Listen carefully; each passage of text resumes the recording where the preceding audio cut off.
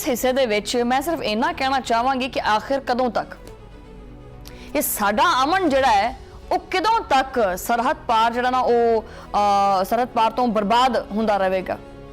जिहड़ी साडी जमीन है, साडी जिहड़ी धरती है, ਉਹਦੇ ਉੱਤੇ ਜਿਹੜਾ ਇਹ ਲਹੂ ਹੈ, ਜਿਹੜਾ ਇਹ ਖੂਨ ਹੈ, ਉਹ ਬਹਿੰਦਾ ਰਹੇਗਾ। ਮੈਂ ਤਾਂ ਇੱਥੇ ਇਹ ਗੱਲ ਕਹਾਂਗੀ ਕਿ ਪਾਣੀ ਹੁਣ ਗਿੱਟਿਆਂ ਤੱਕ ਜਾਂ ਗੋਡਿਆਂ ਤੱਕ ਨਹੀਂ ਹੈ, ਪਾਣੀ ਹੁਣ ਮੋਢਿਆਂ ਤੱਕ ਵੀ ਨਹੀਂ ਹੈ, ਪਾਣੀ ਹੁਣ ਸਿਰ ਤੋਂ ਉੱਤੇ ਜਾ ਚੁੱਕਿਆ। ਹੁਣ ਵੀ ਇੰਤਜ਼ਾਰ ਕਰਨਾ ਕਾਹਦਾ? ਇਹ ਜਿਹੜਾ ਸਬਰ ਦਾ ਪੈਮਾਨਾ ਹੈ ਨਾ, ਲਬਰੇਜ਼ ਹੋ ਚੁੱਕਿਆ ਹੈ। पाकिस्तान की अफगान सरहद के उत्ते सिक्योरिटी फोर्सिस ने वो तारीखी मार मारी है कि खवारिश दियां नस्लां याद रखणगियां ना, याद नहीं रखणगियां, ये थर थर कंबण गियां। इंटैलीजेंस बेस्ड कार्रवाइयां दे विच 29 खारजी जिहड़े ने वो जहन्नम वासल कर दिते है, उन्होंने वावा सेका लगदा पिया। वैसे खैबर पख्तूनख्वा, बलूचिस्तान और कराची रेंजर्स कैंप के उत्ते हालिया बुज़दिलाना हमलियां तो बाद साडी फौज जिहड़ी है ना, वो कोई आम मामूली जी नहीं बल्कि बब्बर शेर बन के टुटी है, जिंदी एक धाड़ नहीं सारा कुछ खत्म करता। सिक्योरिटी फोर्सिस ने पाक अफगान सरहद के उत्ते वड्डे पैमाने के उत्ते जमीन और फिजा जिहड़ी है ना, उहदे उत्ते काफ़ी तबाहकुन वार कीते ने। 29 दहशतगर्द की मैं वर्ड इस्तेमाल करा इत्थे, बस मारे गए ने। जिहड़ा ना हुण दुश्मन जिहड़ा ना उन्होंने कोई छुपण दी जिहड़ी जगह है वो लभदी नहीं पई। ये पाकिस्तान है जो कि हर चीज़ दे उत्ते नज़र रखदा है और जिहड़े इन्हां दे अज़ाइम ने उन्हां नूं खाक विच मिला दिंदा है। और ये कार्रवाई कोई मामूली कार्रवाई नहीं सी, ये ऑपरेशन कोई मामूली ऑपरेशन नहीं सी।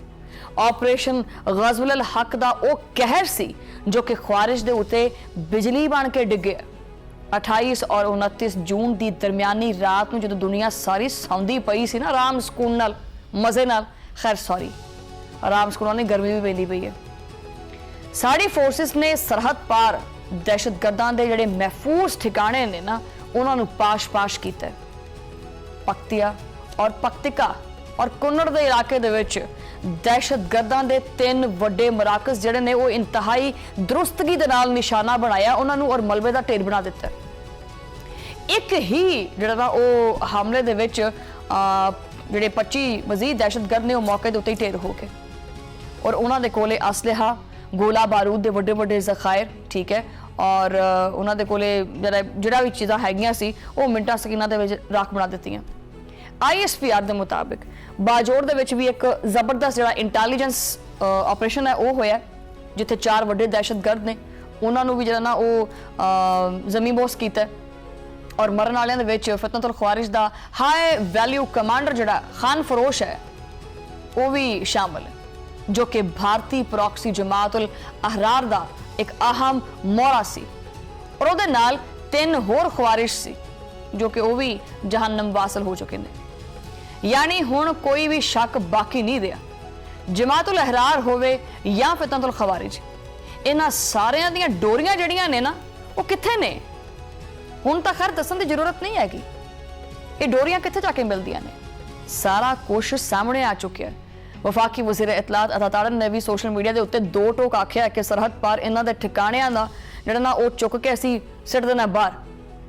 अता ताड़र के मुताबिक ये ऑपरेशन अज़मे इस्तेहकाम और गज़वुल हक दा वो एक तसलसल है जिहड़ा रवा दवा है, जिहड़ा उदों तक नहीं रुकेगा जदों तक पाकिस्तान दे विच गैर मुल्की पैसे और गैर मुल्की सरपरस्ती विच होण वाली दहशतगर्दी दा नामो निशान इस दुनिया तो असीं मिटा ना दईए। पाक फौज ने इस चीज़ का पक्का कट्टर इरादा किया होया है। खैबर पख्तूनख्वा, बलूचिस्तान और कराची दे हमलियां दा इदां दा जवाब दिता जाएगा कि दुश्मन दियां नस्लां थर थर कंबण गियां। ये गैर मुल्की सरपरस्ती हुण ज्यादा दिन चलेगी नहीं। मैं तो कहनी है वाज़े पैगाम है, दिन गिन लो अपने, कोई पता नहीं अगली सुबह वेखनी है कि नहीं वेखनी। पाकिस्तान आपदे दफा वास्ते किसी भी हद तक जाएगा। लोग पुछते पे है कि आखिर सबूत किधर है?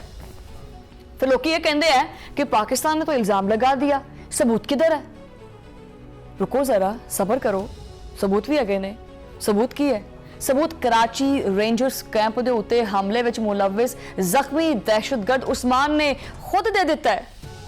इस गिरफ्तार अफगान दहशतगर्द ने वो इंकशाफात कीते ने कि काबुल इंतजामिया दे कोले छुपन दा कोई राह ही नहीं हैगा। उन्हें क्या उस्मान, ये क्या कर दिया तुमने? उस्मान अली ने एतराफ किया है कि अफगानिस्तान के इलाके जलालाबाद तो पाकिस्तान दे विच दाखिल होया सी। उस तो बाद 3 होर दहशतगर्द अब्दुल हादी, जनान और उमर फारूक वो भी शामिल से। दहशतगर्द जनान ने रेंजर्स कैंप के उत्ते बंब सिटिया। इस सारा कुछ 7 दिन पहले बाजोड़ के रहायशी अब्दुल हादी के कोले गए सी, जो हुण के मारिया जा चुके, हुण तां हैगा ही ना। ये दहशतगर्द उस्मान ने मन्निया है कि उन्होंने एक ज़ेर तामीर जिहड़ी इमारत है उहदे विच उन्होंने छुपाया गया सी और असलहा वजीरिस्तान तो लियाया गया सी, और जदों वो भजदा पिया सी तां रेंजर्स की गोली का निशाना बन गया। दहशतगर्द उस्मान का सब तो वड्डा इंकशाफ पता की है? ਉਹਦਾ ਵੱਡਾ ਇੰਕਸ਼ਾਫ ਇਹ ਹੈ ਕਿ ਇਹਦਾ ਤਾਲੁਕ ਜਮਾਤ ਉਲ ਅਹਰਾਰ ਦੇ ਨਾਲ ਹੈ। ਉਹਨਾਂ ਦਹਿਸ਼ਤਗਰਦਾਂ ਨੂੰ ਅਫਗਾਨਿਸਤਾਨ ਦੀ ਧਰਤੀ ਦੇ ਉੱਤੇ ਖੁਦਕੁਸ਼ ਜੈਕਟ ਬਣਾਉਣ ਔਰ ਹਮਲੇ ਕਰਨ ਦੀ ਬਕਾਇਦਾ ਟ੍ਰੇਨਿੰਗ ਦਿੱਤੀ ਗਈ ਹੈ। ਉਹਨਾਂ ਨੂੰ ਟ੍ਰੇਨਿੰਗ ਦੇਣ ਵਾਲਾ ਉਮਰ ਕਾਰੀ ਨਾਮੀ ਦਹਿਸ਼ਤਗਰਦ ਹੈ।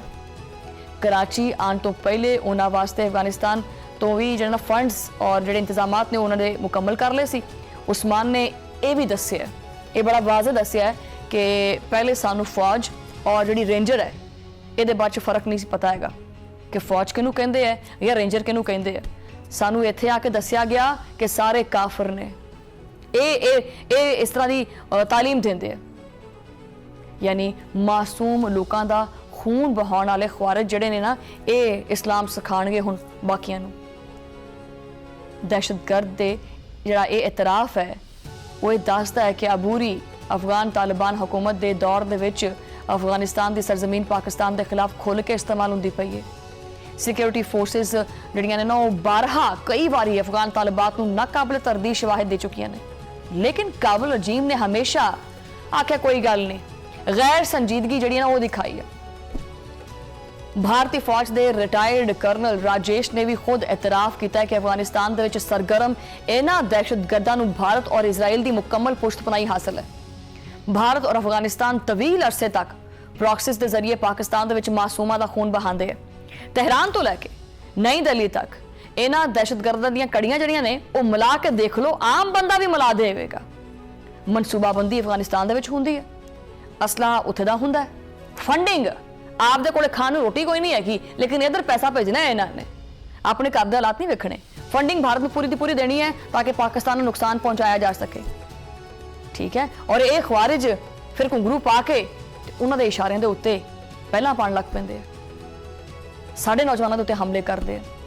कराची रेंजर्स कैंप के उत्ते हमला भी इसी कड़ी का हिस्सा है, जिथे साढ़े 3 बहादुर जवानों ने जामे शहादत नोश किया, लेकिन दहशतगर्दां नूं उन्हां दे नापाक जिहड़े मकासद सी उन्हां दे विच कामयाब नहीं होण दिता। रेंजर्स ने 3 दहशतगर्दां नूं उत्थे ही जहन्नम वासल कर दिता, उत्थे ही फड़ लिया धौण तो। बहरहाल पिछले 4 सालों तो जारी दहशतगर्दी के उत्ते जो सिक्योरिटी फोर्सिस ने उन्होंने काफ़ी हद तक काबू पा लिया और ये खवारिज हुण काफ़ी हद तक मायूस हो चुके हैं। जो ऑपरेशन गज़वुल हक के जरिए इन्हां दीयां सरहदां जिहड़ियां ने ना वो तबाह कीतियां, उन्हां दे जिहड़े ठिकाने ने वो तबाह कीते, तां उन्हां नूं जिहड़ा ना वो साडे जिहड़े शहर ने उन्हां दा रुख करना पिया, ठीक है। उन्होंने कामयाबी नहीं मिली। हुण खैर पूरे मुल्क दे विच इक क्रैकडाउन कर लिया शुरू कि देखते हैं कि की हालातों वाक़ियात ने ये किन्नी देर तक बचते हैं।